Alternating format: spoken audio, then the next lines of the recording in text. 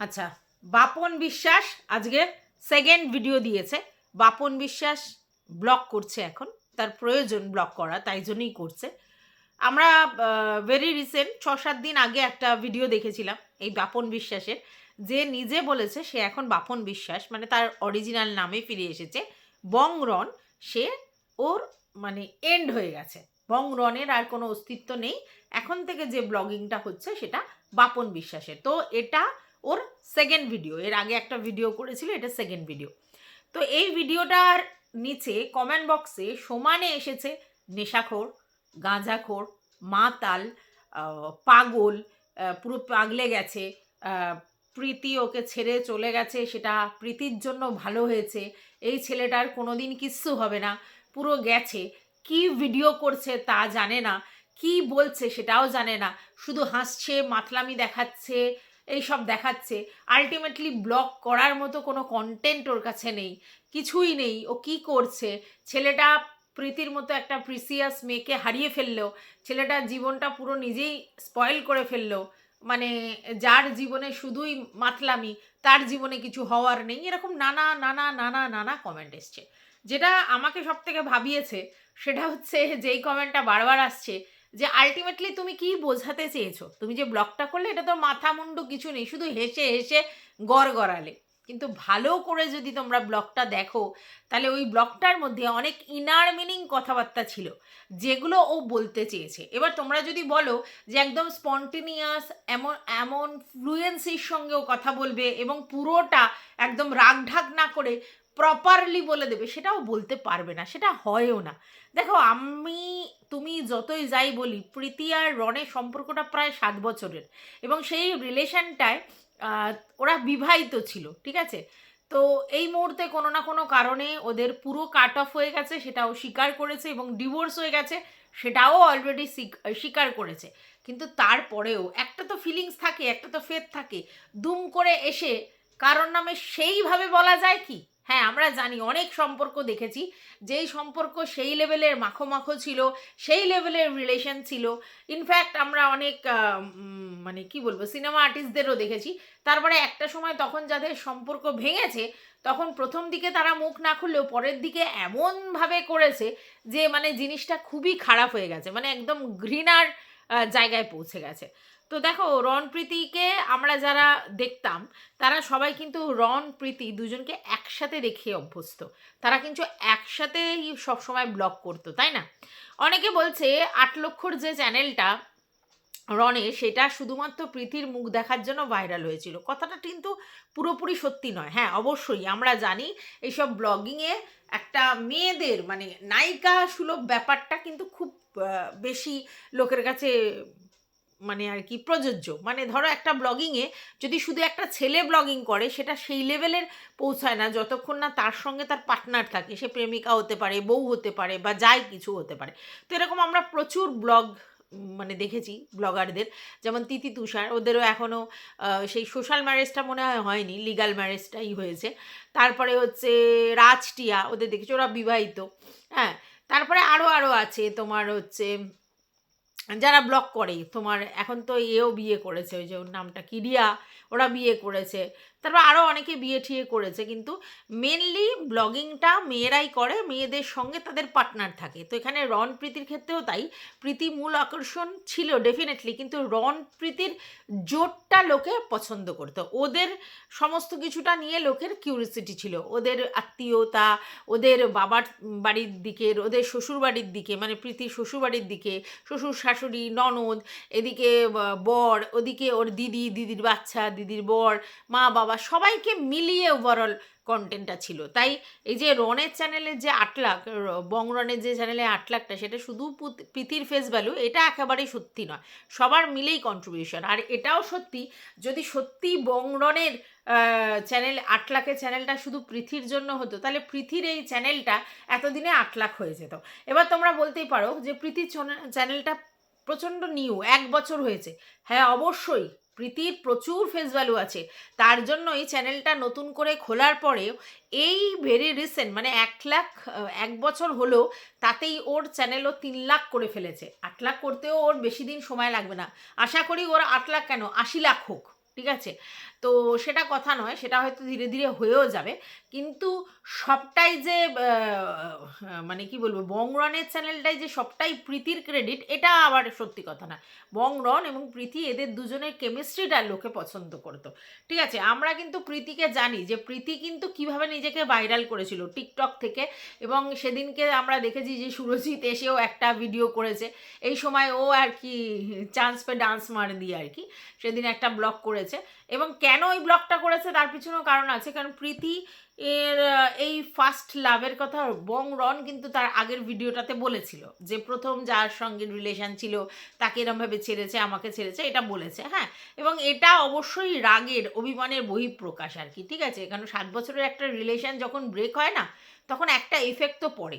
এবার আজকের যেটা বুঝলাম সেটা হচ্ছে এই যে প্রীতি আর রনের সম্পর্কটা যে নষ্ট হয়েছে, তার পিছনে হয়তো রনের বেশি প্রোটেক্ট, এটা হয়তো প্রীতির ক্ষেত্রে একটু প্রবলেম হচ্ছিল, যেটা বুঝতে পারলাম। প্রথম কথা হচ্ছে রন তো প্রচণ্ড নেশা টেশা করে, এটা নিয়ে একটা অশান্তি হয়েছিল। তারপরে রনের মা দিদিদের সঙ্গে তোমার হচ্ছে প্রীতির ঠিক একটা অ্যাডজাস্ট হচ্ছিল না, এবং সেই সময় কিন্তু বংরন নিজের মা দিদিকে ছেড়ে প্রীতিকেই সাপোর্ট করেছিল, এবং প্রীতির সঙ্গেই ওই বাড়ি থেকে বেরিয়ে আসে।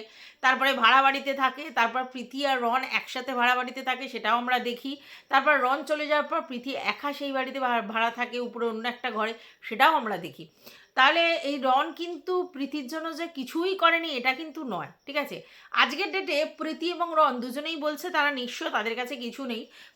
রনের বক্তব্য যে সোনার চেনটা প্রীতি ছিঁড়ে নিয়ে চলে গেছে লাস্টলি, সেই চেনটা কিন্তু প্রীতির ছিল না, সেই চেনটা রনের ছিল, এবং রন অ্যাকচুয়ালি সেটা রনেরও নয়, রনের মা রনকে দিয়েছিল যে তোর গলাটা ফাঁকা ফাঁকা, ঠিক আছে তুই আমার চেনটা পর, এবং সেই চেনটা রন চেয়েছিল।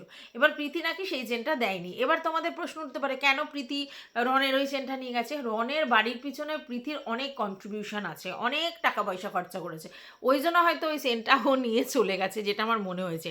এখন তো শুনছি রনের যে ফোনটা সেটা পর্যন্ত প্রীতির দেয়া, যেটা দিয়ে রন ব্লক করতো, সেই ফোনটাও ভাঙাচোরা করে মানে ভেঙে চুরে দিয়েছে, আর সেইটা রেখে গেছে রন, প্রীতি রেখে গেছে। রন সেটা দিয়ে ভিডিও করেছে, নয় মানে ক্যামেরা দিয়ে ভিডিও করছে, সেটা আমার জানা নেই। মোটমাট একটা ভাঙাচোরা ফোন রেখে গেছে, আর সবই প্রীতি নিয়ে গেছে, এটার কথা, এটা বক্তব্য হচ্ছে রনের। এবার তোমাদের মনে হতে পারে এই পাগলামির কারণ কি, এইভাবে হেসে হেসে বলার মানে কি। দেখো, প্রথম কথা হচ্ছে রন কিন্তু প্রথমে মুখ খোলেনি, মুখ কিন্তু খুলেছে প্রথম প্রীতির দিদি। ঠিক আছে, পরে কিন্তু রন ব্যাপারটাতে এসেছে। ঠিক আছে, তবে প্রীতি কিন্তু সেই অর্থে মুখ খোলেনি, সত্যি কথা বলতে প্রীতি এই ব্যাপারটা থেকে বেরিয়ে যেতে চাইছে। আর যেটা বুঝলাম যে দুর্গাপুজোর সময় কিন্তু রন পাহাড় থেকে ব্যারাকপুরে এসেছিল। ঠিক আছে, এবং এসে বলল যে একসঙ্গে থেকেছে, রাত কাটিয়েছে মানে কি বলতে চাইছে তোমরা নিশ্চয়ই বুঝেছো। তো রাত কাটানোর পরে সকালবেলা হঠাৎ কি হলো, বললো ওর বাবাকে ডেকে বাবার সাথে চলে গেল। এবার হঠাৎ তো কিছু হয়নি, অ্যাকচুয়ালি যেটা বুঝতে পারলাম সেটা হচ্ছে একটা রিলস থেকে মানে সম্পর্কটা খারাপ হয়। সেটা হচ্ছে প্রীতি এমন রিলস করে যেগুলো একটু বোল্ড টাইপের, সেই রিলসগুলোর জন্য রনের সাথে তার একটা ঝামেলা হয়। রন অ্যাকচুয়ালি অ্যাজ আ প্রোটেক্টার, মানে বর যেটা করে আর কি, বেশি প্রোটেক্ট করার চেষ্টা করেছে, এবং ওই মানে কি বলবো রিলসগুলো দেখে রনের ভালো লাগেনি, সেটাই ও প্রীতিকে জানিয়েছে, তাতে হয়তো দু চার কথা হয়েছে। তো তারপরে সেটা নিয়ে একটা ঝামেলা হয়, এবং রনের বক্তব্য যাদের সঙ্গে মিশছে সঙ্গ দোষ, সৎসঙ্গ অসৎসঙ্গ বলে তো একটা কথা আছে, তো সঙ্গ দোষে ওর এরকম ডিসিশন নিয়ে ফেলেছে। আমরা কিন্তু দেখেছি প্রীতির কেমিস্ট্রি এতটাই ভালো যে ওরা মানে প্রীতি কিন্তু রনের কথা শুনতো, এবং যেখানেই যেত সেখানে কিন্তু রন যেত, ওরা কিন্তু যে রিলসগুলো করতো বা যাই করতো সেখানে কিন্তু রন প্রীতি দুজনেই থাকতো। তো এতটা ভালো কেমিস্ট্রি এইভাবে নষ্ট হওয়া সত্যি ভেরি স্যাড ভিউয়ার্সদের জন্য, কারণ তারা কিন্তু দুজনকেই ভালোবাসে, আর এই যে এদের বিচ্ছেদ এটা কিন্তু ওরা অ্যাডজাস্ট করতে পারছে না। তবে হ্যাঁ, আমরা কিন্তু দেখেছি প্রচুর প্রচুর ব্লগারদের এইভাবে বিচ্ছেদ হয়ে গেছে, এবং তাদের সম্পর্ক নষ্ট হয়ে গিয়ে মুখ দেখাদেখি বন্ধ। কিন্তু দেখো, আমরা এটা কি জানতাম যে ওদের ডিভোর্স হবে, এটা তো কেউ আশাই করেনি, কারণ ওদের সোশ্যাল ম্যারেজ হওয়ার জন্য বারবার অনেকবার হয়েছে, মানে সোশ্যাল ম্যারেজ হবে, কিন্তু আলটিমেটলি হয়নি। আর ওরা যেহেতু লিগালি বিয়ে করেছিল, তার মানে ওরা স্বামী স্ত্রী, এবং তারা কিন্তু সিঁদুর না পড়েই, মানে প্রীতি সিঁদুর না পড়েই কিন্তু রনের সঙ্গে একসঙ্গেই থাকতো, কারণ বরের সঙ্গেই থাকতো। তো ব্যাপারটা বুঝতে পারছো যে মানে নিজেদের জন্য এই জিনিসটা খুব টেরিফিক হয়ে গেছে, এবং রনের পক্ষে না ব্যাপারটা মেনে নেওয়া না খুব একটা সহজ হচ্ছে না, যার জন্য রন কিন্তু এইভাবে বিহেভ করছে, যেটা সত্যি একটু অস্বাভাবিক লাগছে। হ্যাঁ, আমরা জানি রন পিয়াক্কার, রন একটু নেশা টেশা করে, সব ঠিক আছে, কিন্তু ওর মনের যে মণিকোঠায় যে কষ্টটা, সেটা কিন্তু ফিল করার মতো একটা ব্যাপার আছে যে ওর কষ্ট হচ্ছে। এবার তাহলে বলো প্রীতির কি কষ্ট হচ্ছে না? ডেফিনেটলি প্রীতিরও কষ্ট হচ্ছে, কিন্তু প্রীতি ব্যাপারটা থেকে নিজেকে মানে কি বলবো, সরিয়ে নিয়ে নতুন করে শুরু করতে পেরেছে, যেটা কিন্তু রন এখনও পারছে না। রন এখনও গোলক ধাঁধার মধ্যে পড়ে রয়েছে, আর যদি এইভাবে রন গোলক ধাঁধার মধ্যে পড়ে থাকে তাহলে কিন্তু নিজেকে ডিস্ট্রয় করে ফেলবে, এটা আমার ধারণা। তো চলো, welcome back to my channel. আশা করছি তোমরা সবাই খুব ভালো আছো, আর আমিও খুব ভালো আছি। নতুন একটা ভিডিওর সাথে আমি রুনা লাইফস্টাইল থেকে। দুটো ভিডিও করে ফেলেছি অলরেডি, এটা 3 নম্বর টপিক, এবং এটা আমার আগেই ভিডিওটা করা উচিত ছিল, কারণ এই কন্টেন্টটাই আমি সকালবেলা থেকে দেখে নিয়েছি, কিন্তু ভিডিওটা ভালো করে বুঝতে আমার প্রচুর সময় লাগছিল, কারণ এমনভাবেও কিউরিসিটি গ্রো করিয়ে এমনভাবে হেসে হেসে ভিডিও করছিল না, মানে ঠিক বুঝতে আমার অনেকটা সময় লাগছিল। ওর জন্য ওর ভিডিওটা অনেকবার দেখতে হলো, তারপরে কিন্তু আমি রিয়েল জিনিসটা উপলব্ধি করতে পেরে তারপর তোমাদের সামনে প্রেজেন্ট করছি, এবং অবশ্যই ওর কমেন্ট বক্সটাও চেক করলাম, সেখান থেকে যেগুলো বুঝতে পারলাম সেটা থেকেই তোমাদেরকে বলতে এসেছি। তো যাই হোক, এখন আমরা পরিষ্কার বুঝতে পেরেছি রন প্রীতি সম্পর্কটা দি এন্ড, এবং সেখান থেকে প্রীতি কিন্তু ব্যাপারটা থেকে বেরিয়ে গিয়ে নতুন করে শুরু করেছে, নিজেকে গান নাচ হ্যানা ত্যানা অমুকের মধ্যে নিজেকে কন্ট্রিবিউট করেছে এবং নিজের মতো করে ভালো থাকার চেষ্টা করছে। বাট রন সেটা পারছে না, রন প্রীতিকে এখনও ভুলতে পারছে না, এবং রন তো সম্পর্কটা এন্ড করেনি। রন প্রীতির সঙ্গে হয়তো মিসবিহেভ করে ফেলেছিল, অতিরিক্ত শাসন করতে গিয়ে, অতিরিক্ত প্রোটেক্ট করতে গিয়ে, যেটা হয়তো প্রীতি আর নিতে পারছিল না। তো প্রীতি হয়তো ব্যাপারটা থেকে প্রবলেম হচ্ছিল, তাই জন্য হয়তো বাবাকে ফোন করেছিল, বাবা ওকে নিয়ে চলে যায়, তারপরে এই ব্যাপারটার রিলেশনটা এই জায়গায় গিয়ে দাঁড়ায়। এবং এইখানে যে ফ্যামিলির লোকজন অনেকভাবেই জড়িত সেটা পরিষ্কার, মানে রনের ফ্যামিলির লোক আর প্রীতির ফ্যামিলির লোক, এদের দুজনদের মধ্যে অ্যাডজাস্টমেন্ট হচ্ছিল না, সেটা বোঝা গেছিলো। ছেলে মেয়ে দুটোর মধ্যখানে এরা অনেকটা ব্যারিয়ার্স হয়ে দাঁড়িয়েছিল। যাই হোক, রনের বক্তব্য 2024 সালের পর থেকে ও কিন্তু কারোর গায়ে ফু পর্যন্ত দেয়নি, হাত দেওয়া তো দূরের কথা, ফু দেয়নি। এমনি ওর মারামারি করার স্বভাব, এবং আমরা জানি রন একটুখানি ঝামেলায় জড়িয়ে পড়ে, মারপিটে জড়িয়ে পড়ে, এই সবগুলো হয়, কিন্তু রন নিজে এসে বলছে 24 সালের পর থেকে সে কারোর গায়ে ফু পর্যন্ত দেয়নি। এবার এই কথাতে মনে হচ্ছে তাহলে কি ও আগে প্রীতির গায়ে হাত তুলতো, এটা একটা প্রশ্ন।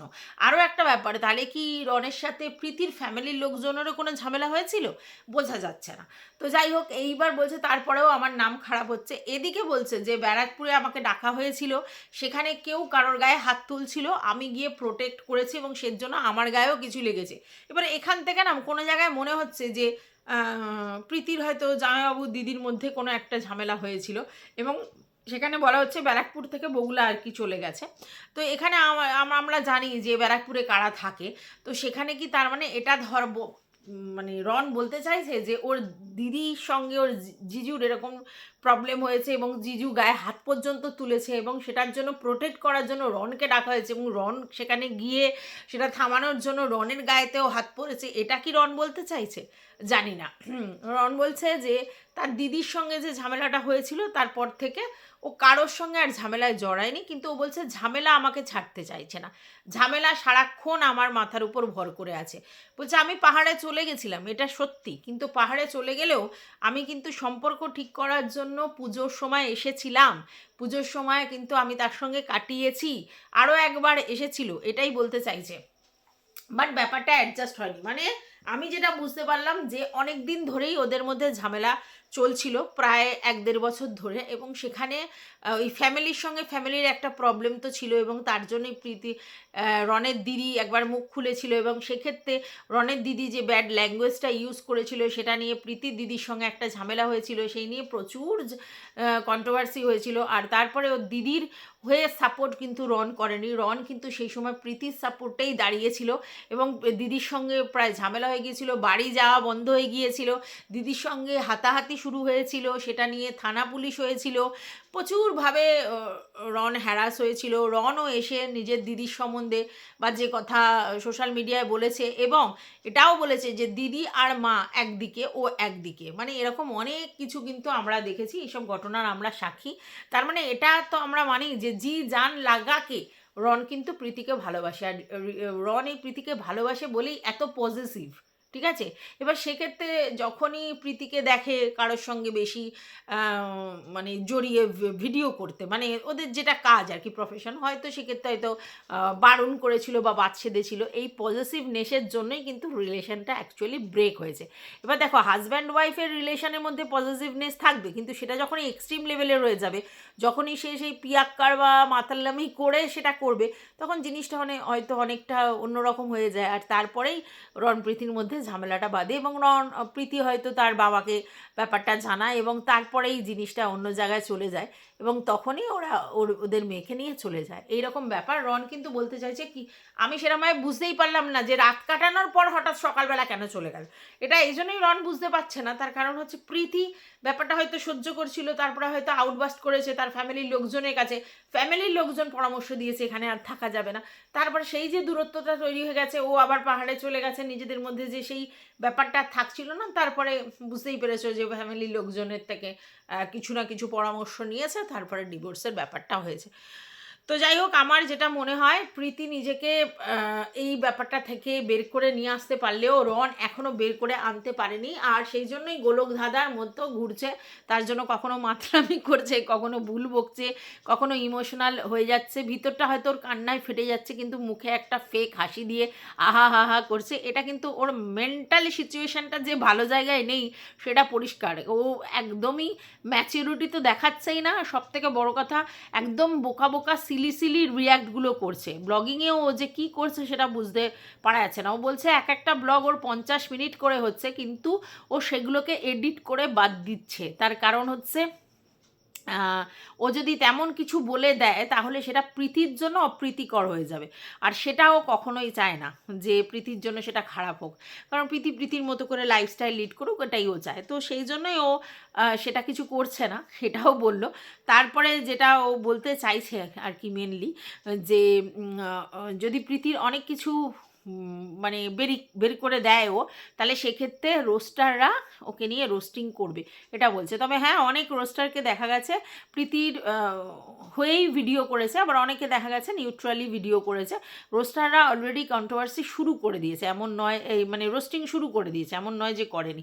তবে হ্যাঁ, প্রীতির এই যে ছেলেবেলার গল্প, যেটা রন একবার হাইলাইট করেছে, এবং ওইদিকে আমরা দেখেছি, আমরা সোশ্যাল মিডিয়ায় দেখেছি যে ওর আগে সুরজিতের সঙ্গে যেটা আর কি প্রীতি ছিল, যেভাবে ও ভাইরাল হয়েছে, সেটা আর কি সামনে চলে আসছে। তো এটা জেনেই তো রন ওর সঙ্গে আর কি সম্পর্ক করেছিল, আর ওই তো বলেছিল যে এক্সকে বাদ দিন, নেক্সটকে সুযোগ দিন, এরকম করে একটা ছোট শর্টসও করেছিল। তার মানেটা কি, ওর কাছে এটা কোনো বড় ব্যাপার না। আর ও তো নিজেই প্রীতির কাছে গেছিল, যতদূর আমি জানি প্রীতির কাছে গেছিল, প্রীতিকে ফোন দিয়েছিল, এই করেছিল, প্রীতিকে মানে ব্লগিং করতে হেল্প করেছিল, ভিডিও করতে হেল্প করেছিল, এটা তো আমি যতদূর জানি রনই প্রীতিকে হেল্প করেছে একটা সময়। হ্যাঁ, অবশ্যই প্রীতি কি কোনো ক্রেডিট নেই? প্রীতি নিজের মানে কি বলবো, একটা মিষ্টি সুলভ ভাব, একটা ইনোসেন্ট ফেস, এটা দিয়ে কিন্তু মানুষের মন জয় করেছে। এবং প্রীতি সত্যি, আমারও মনে হয় মেয়েটি কিন্তু খুব ভালো, এটা আমার মনে হয় ব্যক্তিগতভাবে। আমি যে ব্লগগুলো দেখেছি, ভীষণ ক্যাজুয়াল, প্রচণ্ড একদম নর্মাল বিহেভিয়ার করে, এবং সত্যি কথা মেয়েটার মধ্যে পরিশ্রম করার ক্ষমতা আছে, আর খুব চেষ্টা আছে মেয়েটার, আর খুব ডেসপারেটলি নিজের ব্লগিংয়ের জন্য কিন্তু খাটে। হ্যাঁ, হয়তো প্রতিদিন ব্লগ দিতে পারে না, কিন্তু ব্লগ দেওয়ার চেষ্টা করে, এবং ব্লগগুলো না ভীষণ ফ্লুয়েন্ট হয়, প্রচণ্ড ভালো লাগে। কিছুদিন আগে তোমরা জানো প্রীতি একটা ব্লগ করেছে, কিছুদিন 1-2 দিন আগে করেছে, যেটা ও তাতানকে নিয়ে করেছে আর কি। তো সেখানে পিয়ারা গাছ নিয়ে একটা ভিডিও হয়েছিল, যেখানে মানে গল্প শোনাচ্ছিল আর কি প্রীতি ওর দিদির ছেলেকে। তো সেখানে ও বোনপোকে আর কি বলছিল যে আমি অনেকগুলো পেয়ারা ছিল, এ খেয়ে নিয়েছে, ওকে নিয়েছে, একটা পেয়ারা আমি বাঁচিয়ে রেখেছিলাম, ঢুকে রেখে দিয়েছিলাম, কিন্তু পরে দেখলাম সেই পেয়ারাটা পোকা ধরা। ঠিক আছে, তো তাতান সেখানে বললো আমি তো, তুমি চিন্তা করো না, আমি তোমাকে অনেক পেয়ারা গাছ লাগিয়ে দেবো, অনেক পেয়ারা খেতে পারবে। ভীষণ মিষ্টি লাগছিলো এই ব্যাপারটা, মানে তাতানের ওই কথাটা শুনে না প্রচণ্ড ইমোশনাল হয়ে পড়েছিলাম, খুব ভালো লাগছিলো যে দেখো কত ভালোবাসে মাসিকে। মাসিকে এত ভালোবাসে যে ও মাসির কষ্ট হয়েছে পেয়ারার জন্যে, তাই ও পেয়ারা গাছ লাগিয়ে দেবে। কিন্তু সবাই বুঝতে পেরেছিল ওই পেয়ারাটার গল্প বলার উদ্দেশ্যটা অ্যাকচুয়ালি প্রীতির কী ছিল, কারণ প্রীতি অ্যাকচুয়ালি ওটা রনকে মিন করেই বলছিল, যাকে ও প্রোটেক্ট করে ঢুকে রেখেছিল, নিজের জন্য রেখেছিল, শুধুই নিজে খাবে বলে পেয়ারাটা রেখেছিল, কিন্তু আলটিমেটলি একটা সময় পেয়ারাটা পোকা বেরোলো। এইটার জন্যই খারাপ লাগছে। আর রনের যেই মাতলামি স্বভাবটা অনেকেই জানে, তার জন্যই অনেকে অনেক কিছু বলছে। রনকে আমার যেটা বেসিক্যালি মনে হয় ভীষণ অ্যাগ্রেসিভ টাইপের ওর মেন্টালিটি। প্রীতিকে প্রচণ্ড ভালোবাসে, কিন্তু ওই হয় না একটু মারকুটে স্বভাবের, একটু মস্তানি করা স্বভাবের, একটু পজেসিভ, একটু হট টেম্পার, মানে হট করে রেগে যায় সব কিছুতেই, মানে বেশি ওভার পজিটিভনেস দেখানোর পরে রুড বিহেভ করে ফেলে। হয়তো সেটা রন নিজেও বুঝতে পারে না, ওর একটা মেন্টাল প্রবলেম হয়ে যায়। আর এখন তো আমার মনে হয় যে একটা সাইকিয়াট্রিস্ট দেখানোর দরকার খুব রনকে, কারণ রন সুস্থ স্বাভাবিক নেই, ও বোকার মতো হাসছে, কি সিলি বলছে, লোকে আর্ধেক বুঝতেই পারছে না। অ্যাকচুয়ালি ও ইচ্ছা করেই সিলিগুলো করে ব্যাপারটা বলছে যাতে জিনিসটা একটু লাইট হয়, কিন্তু জিনিসটা লাইট নয়, ভীষণই সিরিয়াস। মানুষের জীবন থেকে যখন একটা এক্সপেকটেশন তৈরি হয়ে যায়, তারপরে যদি সেই মুহূর্ত থেকে বেরিয়ে অন্য রকম সিচুয়েশান তৈরি হয় আর কি, মেন হচ্ছে এরকম আর কি, প্রেম বিরহ হয়, তো তখন কিন্তু ব্যাপারটা অন্য জায়গায় দাঁড়ায়। আর সেটাই রনের সঙ্গে হয়েছে। আমার মনে হয় ওর এখন সাইকিয়াট্রিস্ট দেখিয়ে মেন্টাল সিচুয়েশান, মেন্টাল হেলথের কেয়ার নেওয়ার দরকার, সুস্থ স্বাভাবিক থাকার দরকার, নিজেকে নেশামুক্ত করার দরকার। আর ও তো নিজেই বলেছে মারপিট থেকে ও শতহস্ত দূরত্বে, কিন্তু ঝামেলা ওর পিছন ছাড়ে না। আর একটা কথাও বলেছে যে ও অ্যাকচুয়ালি প্রোটেক্ট যেটা করেছিল প্রীতিকে, সেটা তো নিজের জিনিস বলেই প্রোটেক্ট করেছিল, অ্যাকচুয়ালি ওভার পজিটিভনেসটাই ওর কাল হয়ে দাঁড়িয়েছে। অবশ্যই ও প্রোটেক্ট করেছিল নিজের জিনিস বলি, কিন্তু নিজের জিনিস হলেও তাটা ওভার পজিটিভনেসটা অন্য মানুষের জন্য কতটা ক্ষতিকর বা হার্ট করে তাকে, সেটাও বুঝতে পারেনি। আরও একটা জিনিস বলেছে যে মেয়েরা কিন্তু যখন তখন পাল্টি মারে, তাই মেয়েদেরকে বিশ্বাস নেই। এই কথাটা একটা ছেলে হিসেবে ও বলেছে, কিন্তু এটা তো মেয়ে ছেলে বলে কথা নয়, ছেলে মেয়ে সবাই যখন তখন পাল্টি মারতে পারে। আজকের যা সিচুয়েশান দাঁড়িয়েছে, কখন যে কে কখন কি করবে তার কোনো ঠিক নেই। কিন্তু ও অনেক হার্ট হয়ে এই কথাটা বলেছে যে যেই মেয়েটা আমার সঙ্গে রাত্রিবেলা ঘুমালো, আমাদের মধ্যে ইন্টিমেট রিলেশন হলো, তারপরের দিন সে তার বাবাকে ডাকলো আর চলে গেল, ব্যাপারটা ওর কাছে খুব হাস্যকর লেগেছে আর কি। এটা তো ঠিক প্রীতি আর রনের মধ্যে সম্পর্কটা সেই লেভেলে ছিল, হাজব্যান্ড ওয়াইফের যেরকম সম্পর্ক সবটাই ছিল, 7 বছরের রিলেশনটা তো এত সহজে ভোলা যায় না। আর রন সেই জায়গা থেকে বেরোতে পারছে না, যেটা প্রীতি অনেকটাই হয়তো নিজেকে কন্ট্রোল করে নিয়েছে। এটা মেয়েদের ধর্ম, মেয়েরা অনেক বেশি সহ্য করতে পারে, অনেক বেশি নিজেকে কন্ট্রোল করতে পারে, নিজেকে চেপে রাখতে পারে। রন সেটা পারছে না, ওর হাসি দিয়ে ও আউটবাস্ট করার চেষ্টা করেছে, কিন্তু সেই হাসিটার পিছনে যে লুক্কায়িত কষ্টটা, সেটা অনেকেই ফিল করতে পারছে না, এবং অনেকেই যা তা বলছে, কিন্তু অ্যাকচুয়ালি ওর ব্যাপারটাও ভেবে দেখতে হবে। তো যাই হোক, খুবই খারাপ লাগছে, ভীষণই স্যাড একটা ব্যাপার, একটা ভালো জুটি এভাবে ভেঙে গেল। আমি জানি না রন নিজেকে আপগ্রেড করতে পারবে কি না, যদি না করতে পারে তাহলে হয়তো সোশ্যাল মিডিয়াতেও সেভাবে আর মানে সারভাইভ করতে পারবে না। তবে হ্যাঁ, প্রীতি কিন্তু ডেসপারেটলি চেষ্টা করছে, সেটা কিন্তু দেখা যায়। যাই হোক, এই ভিডিওটা আমি এই পর্যন্তই রাখলাম। আশা করি তোমরা বুঝতে পেরেছো আমার কথাটা। ভালো লাগলে ভিডিওটা লাইক করো, পাশে থেকে সাবস্ক্রাইব করে অল নোটিফিকেশন অন করে বেল বাটনটা অতি অবশ্যই বাজিয়ে দিও। আর যদি তোমাদের কিছু বলার থাকে, কমেন্ট বক্স তোমাদের জন্য খোলা।